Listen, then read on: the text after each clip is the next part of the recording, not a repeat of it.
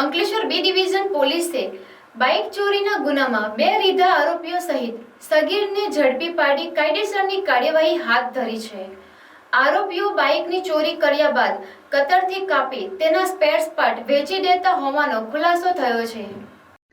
Ankleshwar B division પોલીસના કર્મચારીઓને બાતમી મળી હતી કે બે ઈસમો શંકાસ્પદ મોટરસાઇકલ લઈને અંસાર માર્કેટથી સર્વિસ રોડ તરફ થઈને અંકલેશ્વર તરફ આવનાર છે। જે બાતમીના આધારે અંસાર માર્કેટ નજીક બે ઈસમો આવતા તેમને અટકાવી તપાસ કરતા તેઓ પાસે રહેલી બાઇક ચોરીની હોવાનું બહાર આવ્યું હતું। આ અંગે આરોપીઓ ઉસ્માન સિદ્દીકી અને મોહમ્મદ સલમાન ચૌધરીની પૂછપરછ કરતા તેઓએ તેમના મિત્ર મુસ્તફા મનીહાર સાથે હાંસોટ વિસ્તારમાંથી બાઇકની ચોરી કરી હોવાનું બહાર આવ્યું હતું।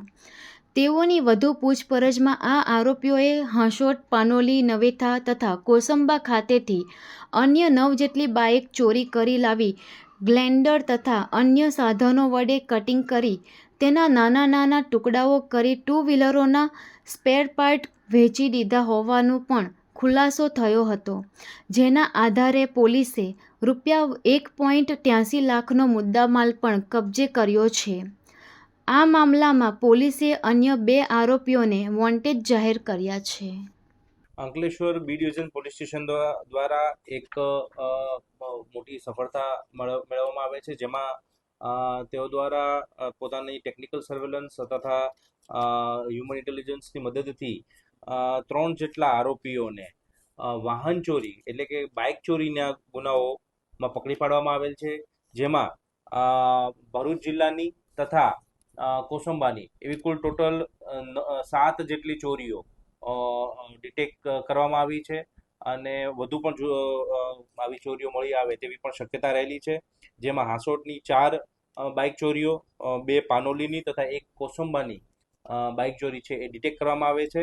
આ જે છે એમને જે આરોપી પકડાયેલ છે એ ઉસ્માન જીકરી, મોહમ્મદ સલમાન તથા એક કાયદાના સંઘર્ષમાં આવેલ બાળક છે એ એમાં મળી આવેલ છે। 2 જેટલા આરોપીઓ તેમાં હાલમાં વોન્ટેડ છે। કુલ જે છે મુદ્દામાલ એ 1,83,500 જેવો મુદ્દામાલ કબજે કરવામાં આવ્યો છે। આ ગુનામાં એવું છે કે આ જે ટોળકી જે છે તે ભરૂચ જિલ્લા તથા આજુબાજુના વિસ્તારોમાંથી બાઇકની ચોરી કરતા હતા। એ બાઇકને ચોરી કરી અને કોઈ એમના જે સ્થળ જે છે ખાસ કરીને અંસાર માર્કેટ પાસે ત્યાં લઈ જઈ અને ત્યાંનું કટિંગ કરી અને તેના સ્પેર પાર્ટ્સ છે એ વેચી દેવા માટેની આ આખી કાવતરું એ લોકો અંજામ આપતા હતા।